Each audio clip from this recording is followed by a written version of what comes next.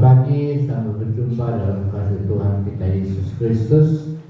Dan bersyukur kepada Tuhan karena Tuhan begitu baik dan Tuhan telah memberikan kekuatan, kesembuhan, kesehatan kepada kita kalian. Sehingga pagi hari ini di tengah-tengah cuaca, situasi yang tidak memungkinkan, tapi kita boleh berada di rumah Tuhan. Pagi hari ini firman Tuhan akan bekerja, akan saya sampaikan dengan tema rencana yang berhasil. Kita buka dalam Amsal 16 ayat yang ketiga. Amsal Sulaiman 16 ayat yang ketiga. Demikianlah bunyi firman Tuhan. Serahkanlah perbuatanmu kepada Tuhan, maka terlaksanalah segala rencanamu. Saya ulangi lagi. Serahkanlah perbuatanmu kepada Tuhan, maka terlaksanalah segala rencanamu. Tema firman Tuhan adalah rencana yang berhasil. Kalau kita berbicara tentang rencana, maka setiap manusia di dunia ini pasti punya rencana. Anak muda ketika dia berpacaran, dia punya rencana untuk menikah. Pemuda yang baru lulus dari kuliah, dia punya rencana untuk masuk ke dalam pekerjaan, mencari pekerjaan. Sepasang suami istri punya rencana, punya anak, menjadi orang kaya dan lain sebagainya. Rencana ini juga termasuk dalam kehidupan setiap saudara. Orang-orang Kristen, orang-orang yang percaya kepada Tuhan pasti punya rencana. Setiap saudara yang hadir pagi hari juga pasti punya rencana. Saya tidak tahu rencana apa, saudara tidak tahu rencana apa dalam hidup saya. Tetapi setiap kita punya rencana. Rencana manusia bisa berhasil. Rencana manusia bisa juga gagal. Ada banyak orang Kristen juga yang saat ini mengalami kegagalan-kegagalan dalam rencana-rencana hidup mereka. Ada juga banyak orang Kristen yang memiliki rencana tetapi putus di tengah jalan, artinya dia gagal. Tentu ada penyebabnya. Setiap rencana yang gagal pasti ada penyebabnya. Tak mungkin rencana itu tidak ada penyebabnya. Saudara yang dikasihi Tuhan, firman Tuhan mengatakan bahwa segala rencana kita akan terlaksana oleh Tuhan. Tuhan tidak pernah membatalkan segala rencana-rencana kita. Tetapi yang membuat rencana kita gagal adalah diri kita sendiri. Mungkin kita menjadi orang Kristen yang malas. Mungkin kita menjadi orang Kristen yang tidak pernah berdoa. Mungkin kita menjadi orang Kristen yang sombong. Mungkin kita menjadi orang Kristen yang tidak pernah membaca firman Tuhan. Mungkin kita menjadi orang Kristen yang malas untuk beribadah dan lain sebagainya. Kita tidak pernah merenungkan firman Tuhan. Padahal firman Tuhan, renungkanlah firman Tuhan siang dan malam. Maka saudara dan saya akan seperti pohon yang hidup di tepi aliran sungai, yang daunnya selalu hijau dan membuat berhasil. Jadi bahwa rencana Tuhan tidak pernah gagal kepada saudara dan saya. Tetapi yang membuat kita gagal adalah diri kita sendiri. Kita lihat dalam Alkitab seorang yang bernama Daud. Daud mengalami kegagalan dalam rencananya. Karena apa? Bukan karena Allah benci kepada Daud, tetapi ada sesuatu yang terjadi dalam diri Daud, yaitu kesombongan dalam diri Daud. Di dalam firman Tuhan di dalam 2 Samuel pasal 24 ayat 12. 2 Samuel 24 ayat 12 berkata, "Pergilah, katakanlah kepada Daud, beginilah firman Tuhan. 3 perkara kuhadapkan kepadamu. Pilihlah salah satu daripadanya, maka aku akan melakukannya kepadamu." Saudara yang dikasihi Tuhan, di dalam cerita ini bagaimana Daud mengalami kegagalan dalam hidupnya. Kenapa? Bukan Allahnya benci kepada Daud, tetapi ada 3 hal yang Daud lakukan. Yang pertama, ada dosa zina, dosa perzinahan Daud dengan Batseba. Akibatnya dosa zina Daud dan Batseba, anak yang dikandung oleh Batseba itu meninggal dunia. Dan bukan itu saja, suaminya yang bernama Uria meninggal dunia ketika disuruh berperang. Yang kedua, kenapa Daud gagal dalam segala rencananya? Ada kesombongan di dalam dirinya. Ada rasa hebat di dalam dirinya. Setelah dia berdosa zina dengan Batseba, Daud menganggap dirinya adalah paling hebat, menganggap dirinya yang lain adalah remeh. Suatu saat Daud di dalam 2 Samuel pasal 24 ayat 12 itu memberi peringatan untuk menghitung seluruh rakyat Israel.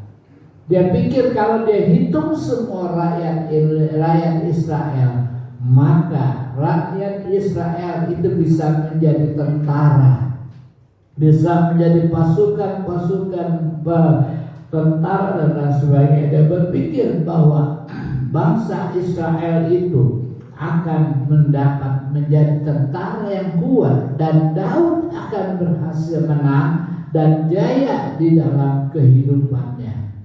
Karena memiliki angkatan bersenjata yang hebat, memiliki tentara yang hebat, akibatnya saudara, kesombongan Daud membuat Allah benci kepada Daud, sehingga di dalam kehidupannya Daud diberikan 3 pilihan. Pilihan yang pertama adalah akan terjadi kelaparan di Israel. Yang kedua adalah Daud dikejar musuh selama 3 bulan. Yang ketiga adalah ada penyakit samparan akan menimpa bangsa Israel selama 3 hari. Di sini kita dapat mengambil kesimpulan bahwa rencana Daud gagal akibat dosa zina, akibat kesombongan di dalam dirinya. Saudara, keadaan dunia sekarang sangat menakutkan. Keadaan dunia sangat mengerikan. Situasi dunia tidak memungkinkan. Banyak orang yang tinggalkan Tuhan, banyak orang yang jatuh di dalam dosa, banyak orang yang memiliki rencana yang gagal seperti Daud. Karena mereka merasa dirinya sombong. Aku hebat mengatasi COVID-19. Aku hebat bisa mengatasi segala masalah dalam hidup kita. Tetapi belajarlah seperti Daud. Jangan berzina, janganlah menjadi sombong. Karena itulah sesuatu yang Allah tidak suka dalam kehidupan kita. Tetapi apa yang membuat rencana kita? Kita serahkan semuanya ke dalam tangan Tuhan. Serahkanlah kepada Tuhan dan percayalah kepada Tuhan bahwa Tuhan pasti menolong dan pasti memberkati rencana-rencana saudara. Bagaimana rencana itu bisa berhasil? Bagaimana rencana kita bisa berhasil dalam hidup kita? Ada 3 hal yang akan saya sampaikan. Yang pertama adalah serahkan dosa kita kepada Tuhan. Serahkan dosa kita kepada Tuhan. Serahkan kesalahan kita kepada Tuhan. Dalam Ibrani pasal 12 ayat 1 mengatakan, Ibrani 12 ayat yang 1, karena kita mempunyai banyak saksi bagaikan awan yang mengelilingi kita, marilah kita menanggalkan semua beban dan dosa yang begitu merintangi kita, dan berlomba dengan tekun dalam perlombaan yang diwajibkan bagi kita. Alkitab mengatakan marilah kita menanggalkan semua beban dan dosa yang begitu merintangi kita. Salah satu penyebab rencana kita tidak menjadi berhasil, Salah satu penyebab rencana kita gagal karena adanya dosa di hadapan Tuhan. Dosa itu adalah penghalang. Apa arti dosa? Arti dosa yang pertama adalah perbuatan yang melanggar hukum Tuhan atau agama. Perbuatan yang melanggar hukum Tuhan atau agama. Yang kedua, dosa adalah perbuatan salah terhadap orang tua, adat, dan pemimpin di dalam dunia. Sadar atau tidak sadar apa arti dosa dalam hidup kita, seringkali kita jalankan, kita lakukan. Kita melanggar perintah Tuhan, kita melanggar orang tua kita melanggar perintah pemimpin kita. Kita menganggap diri kita hebat, kita menganggap diri kita luar biasa. Salah satu penyebab rencana kita selalu gagal adalah karena adanya dosa dalam hidup kita. Daud punya rencana yang bagus. Dia ingin supaya rakyat Israel menjadi tentara-tentara yang mampu. Namun dia lupa kepada Tuhan. Dia tidak bertanya kepada Tuhan. Dia tidak serahkan semua rencananya kepada Tuhan. Tuhan berkata dalam Ibrani tadi mengatakan supaya kita menanggalkan semua beban. Kita menanggalkan semua beban dan dosa untuk kita masuk dalam perlombaan iman. Untuk merencana kita berhasil, maka iman kita, percaya kita kepada Tuhan harus sungguh-sungguh di hadapan Tuhan. Karena itulah yang dikehendaki oleh Tuhan. Saudara dan saya adalah atlet rohani yang harus melakukan apa yang Tuhan maukan. Yang Tuhan tanyakan kepada kita bukan perbuatan dosa yang telah kita serahkan kepada Tuhan. Kita sudah dibaptis, kita sudah percaya kepada Tuhan, dan pada waktu kita baptis kita menyerahkan dosa hidup kita. Tetapi pertanyaan, apakah dosa kita sudah dimatikan di hadapan Tuhan semuanya? Atau adakah masih ada dosa yang masih ada dalam hidup kita? Ada perbuatan dosa yang belum kita serahkan kepada Tuhan. Saudara yang tahu semuanya, saya yang tahu diri saya sendiri. Kalau ada perbuatan dosa yang belum diserahkan kepada Tuhan, pagi hari ini firman Tuhan, serahkan dosamu kepada Tuhan, karena Dia akan membuat rencanamu menjadi berhasil. Dia akan membuat segala keinginan kita akan dikabulkan oleh Tuhan. Kalau hari ini, saat ini ada dosa yang belum kita serahkan kepada Tuhan, mari kita berkata, Tuhan, Engkau tahu kehidupanku. Aku menyerahkan kehidupanku, aku menyerahkan dosaku kepada Tuhan, supaya dosa itu jangan menghalangi, dosa itu jangan membuat kita tidak berhasil. Tuh, jangan sampai rencana-rencana kita dalam hidup kita, baik sebagai orang Kristen, baik sebagai manusia biasa, itu menjadi berhasil. Saudara dikasih Tuhan, kita akan lihat beberapa contoh bagaimana orang yang telah menyerahkan dosa. Yang pertama adalah anak yang terhilang. Dalam Lukas pasal 15 ayat yang ke-18. Lukas 15 ayat 18 berkata, Aku akan bangkit dan pergi kepada Bapakku dan berkata kepadanya, Bapa, aku telah berdosa terhadap surga dan terhadap Bapa. Kita tahu anak bungsu ini adalah anak yang berdosa kepada orang tuanya. Kenapa? Karena dia melawan orang tuanya. Dia tidak taat kepada orang tuanya. Dia tidak dengar-dengaran kepada Tuhan dan kepada orang tuanya. Dosa, dia inginkan kekayaan daripada orang tuanya. Padahal orang tuanya belum mati, orang tuanya belum meninggal. Dia datang kepada bapaknya, "Bapak, berikan kepada kami warisan untuk saya, berikan kepada saya bagian." Bapak yang baik, bapak yang mengasihi anak-anaknya, diberikannya warisan itu kepada orang tuanya, kepada anak yang bungsu ini. Diberikannya warisan itu kepada anak yang bungsu, sehingga dia memiliki kekayaan. Saudara, ketika dia mempunyai kekayaan, mempunyai uang yang banyak, dia tinggalkan bapak, dia tinggalkan rumah Tuhan, dia tinggalkan adat istiadat, dia tinggal kebiasaan. Akibatnya dia anak yang terhilang mengalami kegagalan di dalam rencananya.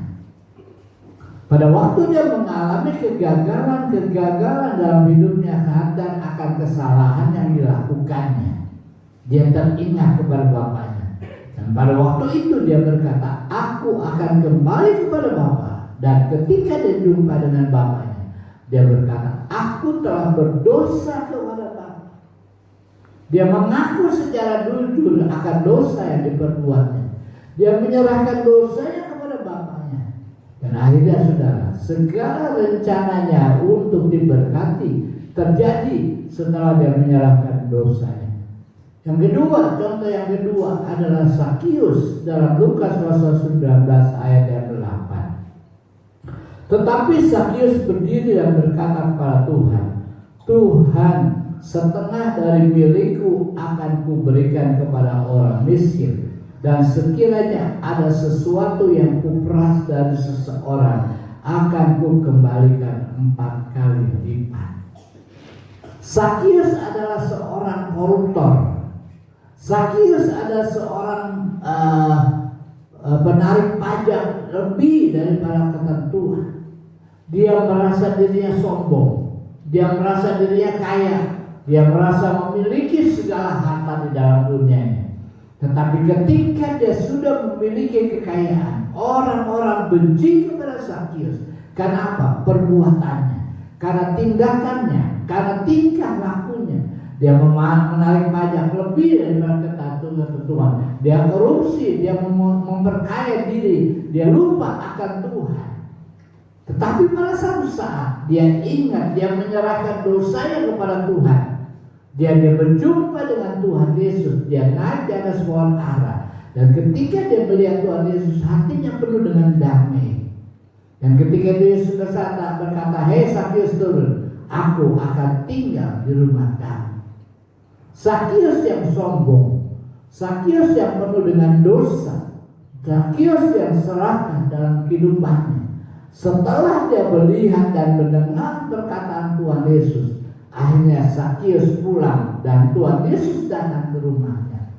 Ketika Tuhan Yesus datang ke rumahnya, perubahan terjadi pada diri Zakius. Setelah dia menyerahkan dosanya kepada Tuhan, Zakius berkata, "Tuhan, seandainya aku telah membohongi rakyat, aku telah mengelabui rakyat, aku telah memeras rakyat dengan harta, dengan uangnya, aku akan kembalikan 4 kali lipat."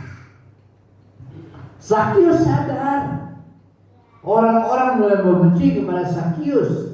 Tetapi setelah dia menyerahkan dosanya kepada Tuhan, maka Zakius disenangi oleh banyak orang, terutama orang miskin. Karena dia telah memeras, dia telah melakukan sesuatu yang tidak baik, tetapi dia kembalikan dengan apa yang dimilikinya. Bukan 1 kali, 4 kali lipat. Dia ganti uang yang sudah dimilikinya.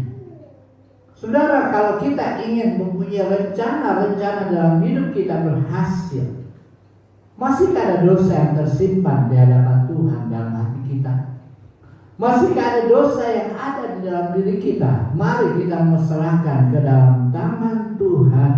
Mari kita serahkan kepada Tuhan. Satu saat ada seorang hamba Tuhan yang berusaha menginjili, memberikan Injil, memberitakan Injil kepada para wanita tuna susila atau para WTS di daerah kompleks pelacuran. Para Para wanita tunasusila itu sebenarnya punya rencana, punya kerinduan untuk bertobat. Tetapi wanita tunasusila ini mereka malu dengan kondisi kehidupannya. Mereka malu dengan perbuatan mereka. Mereka malu dengan tingkah perbuatan mereka. Mereka diajari oleh para penginjil itu, oleh para pendeta itu, melalui kursus menjahit, kursus masak, kursus salon, sehingga akhirnya beberapa wanita tunasusila itu melepaskan pekerjaan yang lama dan bersosialisasi dengan masyarakat. Setelah mendapatkan kursus yang baik, dia bersosialisasi, bergabung dengan masyarakat. Para wanita susila sebenarnya itu ingin ke gereja, tetapi dia malu kepada orang-orang Kristen yang ada di dalam gereja, karena para wanita tunasusila itu menganggap para orang Kristen dalam gereja itu adalah malaikat. Penginjilnya berkata, maukah kamu ke gereja? Kalau kamu mau, nanti saya jemput, kita pergi bersama-sama. Akhirnya setelah diberikan nasihat, diberikan segala macam, wanita tunasusila itu mulai mau ke gereja, mau datang beribadah, dan didesak oleh para hamba Tuhan setelah diyakinkan bahwa orang-orang gereja, orang-orang Kristen adalah sama dengan saudara, dan mereka akan menerima para wanita tunasusila itu. Minggu yang akan datang, maka dijemputnya. Setelah dijemput, mereka datang beberapa wanita tunasusila ke gereja. Setelah ke gereja, maka para pengajar, para majelis gereja, para pelayan-pelayan Tuhan yang pakai jas, yang pakai dasi, menyambut mereka dengan sukacita, menyambut mereka dengan bergembira. Tetapi pada waktu wanita tunasusila itu masuk ke gereja, dan dia melihat seseorang yang pakai dasi, pakai jas, maka wanita tunasusila itu lari terbirit-birit, lari meninggalkan gereja itu dengan suara yang keras. Orang-orang kaget, kenapa wanita tunasusila ini lari? Kenapa wanita tunasusila itu meninggalkan gereja? Dan akhirnya saudara, para pendeta, penginjil yang menginjili dia, membawa dia untuk datang ke gereja, menghampiri si wanita tunasusila itu, dan dia berkata, kenapa kamu lari? Kenapa kamu menjerit? Wanita susila itu berkata, Pak, bukankah di antara mereka yang pakai dasi, yang pakai jas, mereka itu adalah langganan saya. Sampai saat ini pemuda bapak itu adalah merupakan langganan saya. Sehingga pada waktu itulah maka si wanita susila itu pulang ke rumahnya. Dia tidak mau ke gereja. Kenapa? Karena dia melihat ada seorang majelis yang pakai jas, pakai dasi, adalah langganan dirinya. Setiap malam dia datang ke tempat wisma tunasusila itu. Dan akhirnya wanita tunasusila itu tidak jadi menerima Yesus sebagai Tuhan dan Tuhan. Usaha penginjilan kepada pelacur itu hancur berantakan karena ada orang Kristen yang memiliki pelayanan tetapi masih menyimpan dosa dalam hidupnya, sehingga ada seorang yang seharusnya bertobat tidak jadi bertobat. Karena dia melihat ada seorang pemuda, seorang bapak yang berdosa, yang masih menyimpan dosa di dalam kehidupannya. Saudara yang dikasih Tuhan, jangan kita simpan dosa di hadapan manusia dan di hadapan Tuhan. Jangan kita menyimpan dosa di hadapan Allah supaya rencana-rencana kita berhasil. Rencana kita gagal untuk menginjili orang-orang, maka kita harus lihat diri kita sendiri. Masih adakah dosa dalam hidup kita yang kita simpan? Kalau masih ada, mari kita buang, kita lepaskan, kita tinggalkan, kita serahkan dosa itu kepada Tuhan supaya rencana kita menjadi berhasil. Mengapa kadang-kadang rencana nggak berhasil? Karena masih ada dosa di dalam hidup kita. Firman Tuhan mengatakan dalam Yesaya pasal 59 ayat 1 dan 2. Firman Tuhan berkata dalam Yesaya 59 ayat 1 dan 2. Sesungguhnya tangan Tuhan tidaklah kurang panjang untuk menyelamatkan, dan pendengarannya tidak kurang tajam untuk mendengar. Tetapi yang merupakan pemisah antara kamu dengan Allahmu ialah segala kejahatanmu, dan yang membuat dia menyembunyikan diri terhadap kamu sehingga ia tidak mendengar ialah segala dosamu. Ialah segala dosamu. Perhatikan, Allah tidak kurang panjang menolong saudara. Allah telinganya nggak tertutup dengan seruan doa saudara. Allah melihat segala rencana kita. Tetapi yang membuat Allah nggak menjawab rencana kita, nggak mengabulkan rencana kita, karena kita masih menyimpan dosa. Serahkan dosamu kepada Tuhan. Serahkan dosamu, perbuatan yang tidak berkenan di hadapan Tuhan kepada Tuhan. Karena apa? Karena Tuhan tidak membiarkan dosa itu terus ada dalam hati kita. Kita mungkin menjadi orang Kristen yang sombong, kita menjadi orang Kristen yang malas, kita menjadi orang Kristen yang melawan orang tua, kita menjadi orang Kristen yang melawan pemimpin-pemimpin kita. Sadarlah, itu merupakan dosa di hadapan Tuhan. Kalau itu ada dalam hidup kita, segala rencana kita tidak akan dikabulkan oleh Tuhan. Yang kedua adalah serahkan hidup kita kepada Tuhan. Serahkan hidup kita kepada Tuhan. Mazmur 37 ayat yang kelima berkata, serahkanlah hidupmu kepada Tuhan dan percayalah kepadanya, dan Ia akan bertindak. Sekali lagi, serahkanlah hidupmu kepada Tuhan dan percayalah kepadanya, dan Ia akan bertindak. Hal yang kedua yang harus kita serahkan kepada Tuhan supaya rencana dan keinginan kita berhasil, ialah serahkan hidup kita kepada Tuhan.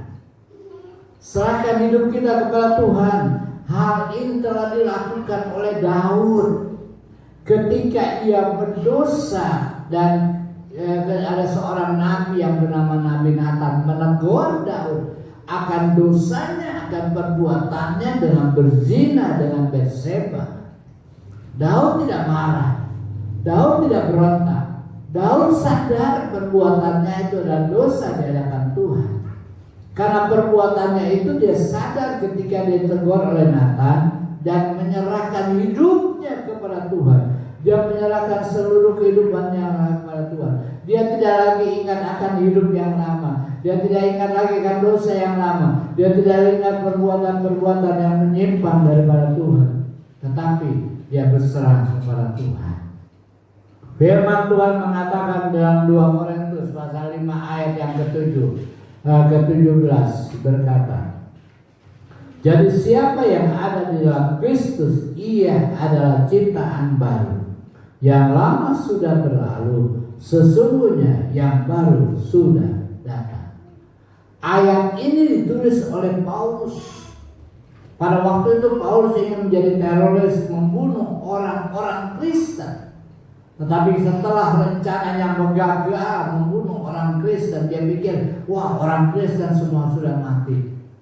Akhirnya Tuhan menangkap Paulus dan mengambil Paulus, menjadikan Paulus. Dan ketika dia sadar, dia menyerahkan hidupnya kepada Tuhan, dia berkata, siapa yang ada di dalam Kristus, dia adalah ciptaan baru. Paulus sadar akan perbuatannya. Paulus mengakui bahwa kehidupannya sekarang setelah dia menerima Yesus sebagai Tuhan dan Juru Selamatnya. Paulus tidak merasa dirinya hebat. tetapi dia merasa bahwa dirinya adalah sekarang ciptaan baru. Kita menyerahkan hidup kita yang lama kepada Tuhan. Kita sudah dibaptis, kita sudah mengaku Yesus sebagai Tuhan dan Juru Selamat kita. Tetapi marilah kita serahkan hidup kita kepada Tuhan. Contohnya Hana. 1 Samuel pasal 1 ayat yang ke-11 berkata, 1 Samuel 1 ayat yang ke-11, kemudian bernasarlah ia, katanya, Tuhan semesta alam, jika sungguh-sungguh engkau memperhatikan segala sengsara hambamu ini dan mengingat kepadaku dan tidak melupakan hambamu ini, tetapi memberikan kepada hambamu ini seorang anak laki-laki, maka aku akan memberikan dia kepada Tuhan untuk seumur hidupnya, dan pisau cukur tidak akan menyentuh kepala. Hana mengalami penderitaan dalam hidupnya karena dia dihina oleh Penina sebagai istri mudanya. Dia diejek, dia diolok-olok, dia mandul. Tetapi di dalam kemandulannya dia berseru kepada Tuhan dan menyerahkan hidupnya kepada Tuhan. Sekalipun dia diejek, sekalipun dia dihina, sekalipun dia dimaki-maki dan lain sebagainya. Tetapi di dalam kehidupan Hana, dia menyerahkan hidupnya kepada Tuhan dan berkata, seandainya Tuhan memperhatikan hidupku, seandainya Tuhan menolong kepadaku, seandainya Tuhan mengabulkan rencanaku untuk mempunyai seorang anak, maka aku akan menyerahkan anak itu kepada Tuhan. Aku akan menyerahkan hidupnya kepada Tuhan. Dan pada saat itulah Hana doanya dikabulkan oleh Tuhan. Dan ketika dia sudah berdoa kepada Tuhan, suaminya melihat dia seperti orang gila dan mabuk anggur. Tapi Hana berkata, aku tidak mabuk anggur.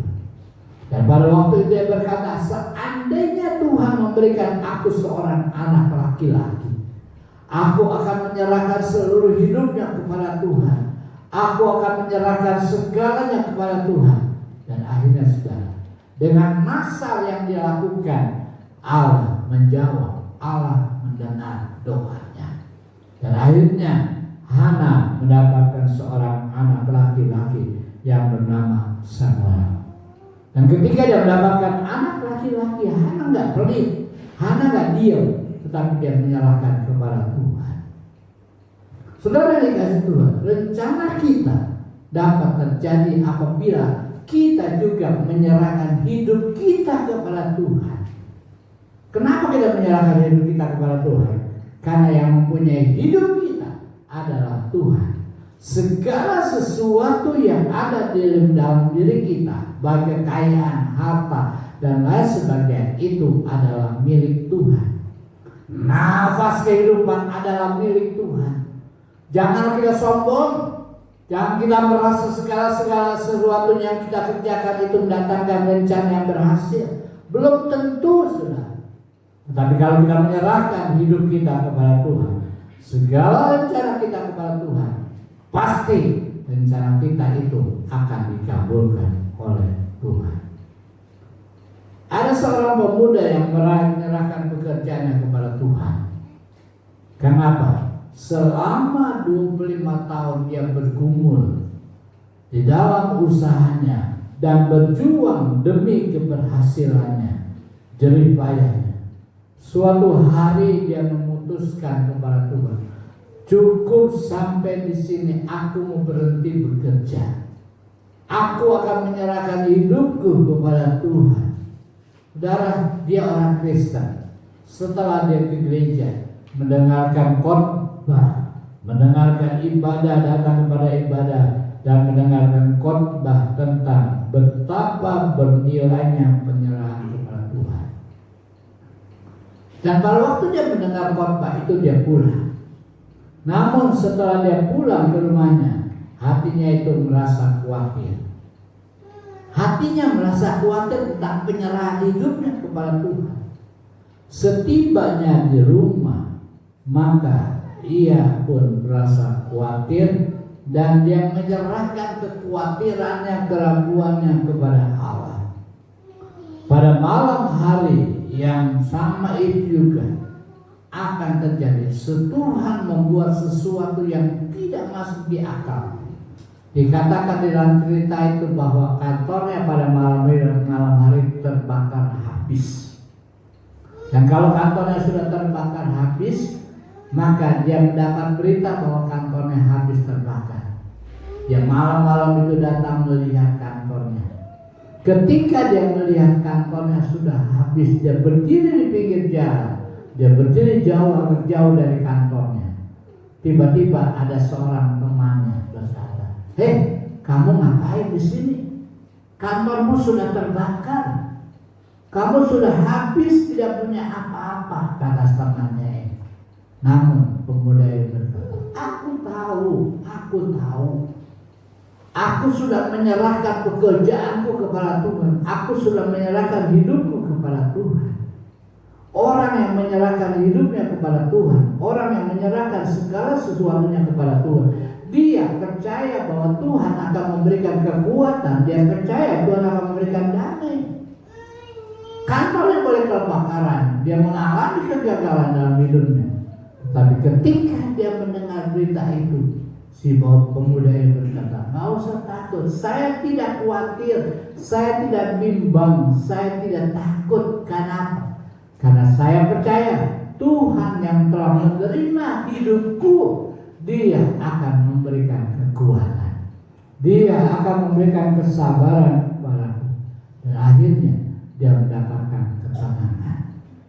Apapun yang terjadi dalam hidup kita, masalah COVID-19, ekonomi, keuangan, pekerjaan, dan lain sebagainya, kalau kita sudah menyerahkan hidup kita kepada Tuhan, kalau saudara dan saya sudah menyerahkan seluruhnya kepada Tuhan, pekerjaan saudara, ke ekonomi saudara, usaha saudara, apa saja, saudara tidak akan takut. Saudara tidak akan khawatir. Saudara tidak akan mengalami rasa takut. Kenapa? Pasti Tuhan melihat, Tuhan yang mengetahui, dan Tuhan tidak akan membiarkan saudara. Mazmur 27 ayat yang keempat berkata, Mazmur 27 ayat yang keempat, "Satu hal telah kuminta kepada Tuhan, itulah yang kuingini, diam di rumah Tuhan seumur hidupku, menyaksikan kemurahan Tuhan dan menikmati baiknya." Kita mau menyerahkan hidup kita kepada Tuhan. Biar Tuhan yang mengatur segala jalan-jalan kita. Biarlah Tuhan yang mengatur segala kehidupan kita. Setiap pagi kita bangun, terima kasih Tuhan buat nafas kehidupan. Aku menyerahkan hidupku sepanjang hari ini. Aku menyerahkan kehidupan rumah tanggaku, keluargaku ke dalam tangan Tuhan.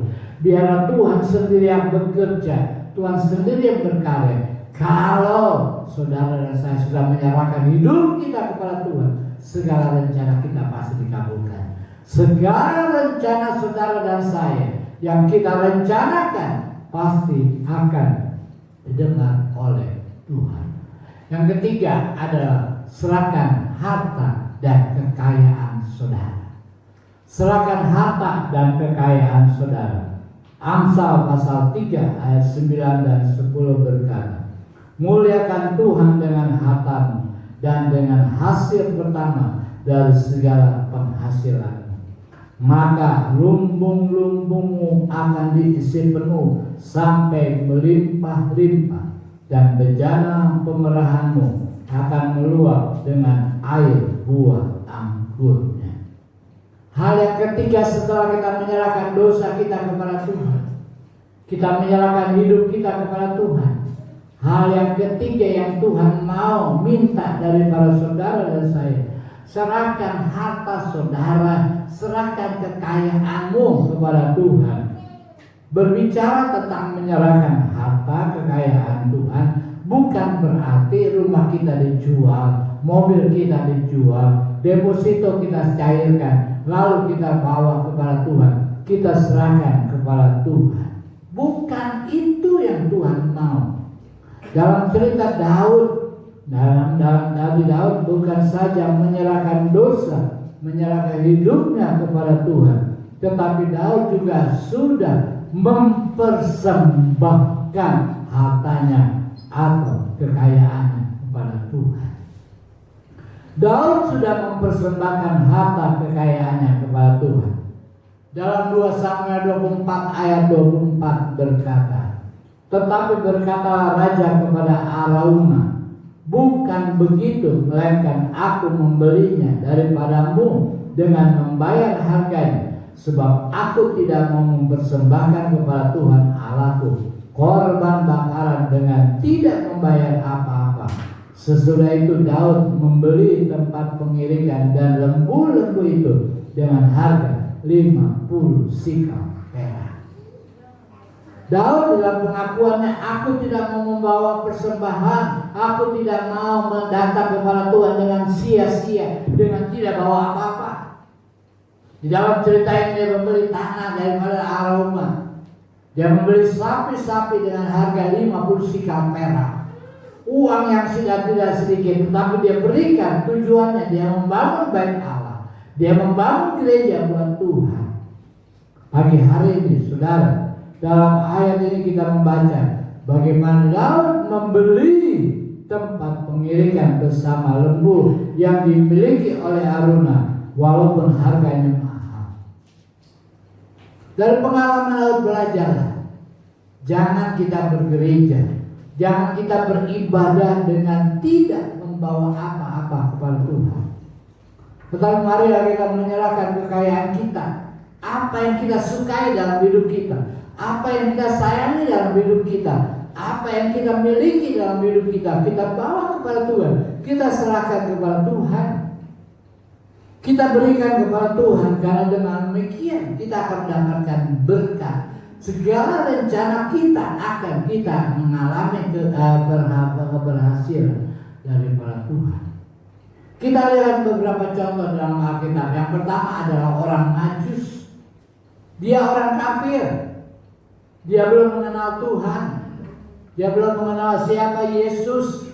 Tapi ketika dia melihat bintang di dalam Matius pasal 2 ayat yang 11, orang Majus ini datang menyembah kepada Tuhan Yesus, kepada bayi Yesus yang baru lahir. Dan ketika dia menyembah, dia tidak bawa apa. Dia menyembah kepada Tuhan dengan membawa sesuatu di dalam kehidupannya. Dia membawa emas, perak dan mur untuk dipersembahkan kepada bayi yang lahir. Dia orang kafir, dia belum mengenal Tuhan. Tetapi ketika dia mendengar Yesus, Raja daripada segala raja datang lahir, maka dia datang menyembah dan dia membawa segala harta kekayaannya. Emas, perak dan mur adalah satu barang yang berharga. Emas, perak adalah sesuatu yang dimuliakan, yang dia miliki. Tetapi ketika dia berjumpa dengan Yesus, dia menyerahkannya kepada Tuhan. Dia menyerahkan kepada Tuhan, hatinya bersukacita, hatinya bergembira. Kan dia tidak pelit, karena dia tidak berhitungan dengan Tuhan. Dia membawanya semuanya kepada Tuhan. Dia tidak datang dengan sia-sia, dia tidak datang dengan tidak bawa apa-apa. Tetapi Alkitab katakan orang Majus ini membawa barang perhiasan, emas, perak dan mur. Sudahkah kita membawa yang terbaik buat Tuhan? Kepandaian kita, talenta kita. Kalau Tuhan sudah berikan berkat kepada saudara, sudahkah kita beri buat Tuhan? Sudahkah kita persembahkan kepada Tuhan? Yang kedua adalah Yusuf dari Arimatia. Yusuf dari Arimatia dalam Markus pasal 15 ayat 46. Yusuf membeli kain lenan. Yusuf mempunyai tanah yang baru. Ketika Yesus disalibkan, maka dia minta kepada Raja Pilatus untuk mengizinkan supaya Tuhan diturunkan dan Tuhan dikuburkan. Yusuf dari Arimatia tidak pelit, dia tidak berhitungan dengan Tuhan. Tetapi ketika Tuhan sudah mati dan harus dikuburkan, maka dia beli kain lenan. Kain lenan adalah kain yang mahal. Dia persembahkan kepada Tuhan setelah mayat Tuhan Yesus turun. Maka dia bungkus dibungkus dengan kain lanan, dan dia kuburkan di tanah yang baru yang belum pernah dipakai oleh kuburan siapapun juga. Yesus dikuburkan di tanah yang baru dengan kain yang mahal sebagai bungkus tubuhnya yang hancur, dan dikuburkan di dalam tanah yang baru. Ini satu pelajaran bagi kita. Jangan kita berhitungan dengan Tuhan. Apa yang dapat kita persembahkan kepada Tuhan? Apa yang kita dapat berikan kepada Tuhan sebagai seorang pegawai yang baru diterima daripada Tuhan? Tuhan mengajar kita untuk mempersembahkan kepada Tuhan. Sebagai seorang yang diberkati oleh Tuhan, kita juga belajar mempersembahkan, memberikan kepada Tuhan. Tuhan tidak minta semuanya harta kekayaan kita. Tuhan tidak minta semuanya apa yang kita miliki, tapi berilah yang dapat kita berikan. Yang paling kita sayangkan di hadapan diri kita, kita berikan kepada Tuhan. Ada dengan demikian berarti kita telah menyerahkan hidup kita kepada Tuhan. Segala rencana kita akan dikabulkan. Yang ketiga adalah Maria dalam Yohanes pasal 12 ayat 3. Ketika Yesus datang ke rumahnya, Maria tidak segan-segan mengirimkan minyak narwastu yang mahal harganya. Dia kumpulkan minyak narwastu itu, dia beli dengan tabungannya. Dia beli dengan menabung, menyicil dan lain sebagainya. Dia kumpulkan uang, dan akhirnya setelah dia mendatangkan minyak narwastu, Yesus datang. Maria tidak segan-segan mempersembahkan minyak narwastu yang mahal. Dipecahkannya tutup botol itu dan dibersihkannya kaki Yesus, disiramnya kaki Yesus dengan minyak narwastu. Ini satu pelajaran yang baik bagi kita. Sekali lagi saya mengatakan, jangan kita pelit di hadapan Tuhan. Jangan kita berhitungan kepada Tuhan. Rencana kita pasti akan dikabulkan oleh Tuhan kalau kita memberikan yang terbaik kepada Tuhan. Apa yang sudah kita berikan kepada Tuhan? Bagaimana dengan kita? Sudahkah kita mempersembahkan harta yang terbaik buat Tuhan? Sudahkah kita mempersembahkan yang paling kita sayangi di hadapan Tuhan? Sudahkah kita memberikan waktu kita kepada Tuhan? Sudahkah kita memberikan kepandaian kita kepada Tuhan? Sudahkah kita memberikan sesuatu kepada Tuhan? Serahkanlah harta kekayaan kita kepada Tuhan. Tuhan tidak menuntut semua harta kita dijual dan berikan kepada gereja. Tidak. Jangan berpikir kalau kita memberi kepada Tuhan saya akan miskin. Tidak. Jangan kita berpikir kalau kita membawa kepada Tuhan sesuatu untuk Tuhan kita akan menjadi melarat. Tidak. Justru dengan kita memberi kepada Tuhan, kita akan mendapatkan berkat daripada Tuhan. Satu saat ada seorang Kristen yang bermimpi. Di dalam mimpinya dia pergi ke surga dan bermimpi diajak ke surga. Ketika ia sudah sampai di surga, maka dia dihantar oleh malaikat, dan ketika dihantar oleh malaikat, orang Kristen ditunjukkan akan rumah-rumah yang sudah dibangun. Rumah-rumah yang dibangun di atas surga, yang selalu dipersiapkan. Ketika mereka sudah, orang Kristen ini melihat rumah-rumah itu, dia tanya kepada malaikat, "Malaikat, rumah-rumah ini bagus sekali, untuk siapa?" Dia katakan, "Untuk orang-orang Kristen." Lalu orang Kristen bertanya, "Untuk saya yang mana, malaikat? Untuk buat saya, mana rumah buat saya?" Malaikat itu mengajak jalan-jalan, dia melihat rumah-rumah yang bagus. Dan ketika dia sudah melihat rumah-rumah itu, dia diajak oleh malaikat ke sebuah gang. Kalau dia sudah diajak ke sebuah gang, maka malaikat berkata, "Inilah rumahmu yang kecil yang ada di gang ini." Orang Kristen ini protes. Orang Kristen ini berkata, "Tuhan, malaikat, kenapa saya mendapatkan rumah saya yang kecil?"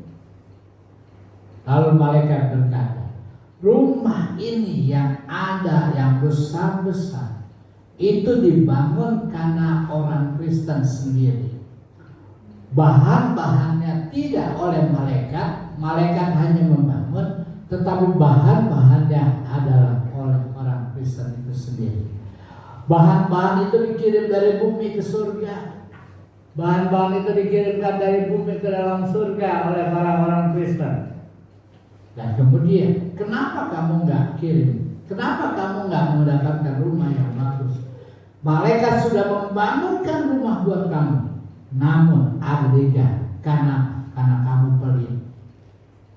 Karena kamu pelit, kamu tidak mengirimkan barang-barang bahan bangunan ke surga untuk membangun rumah yang bagus.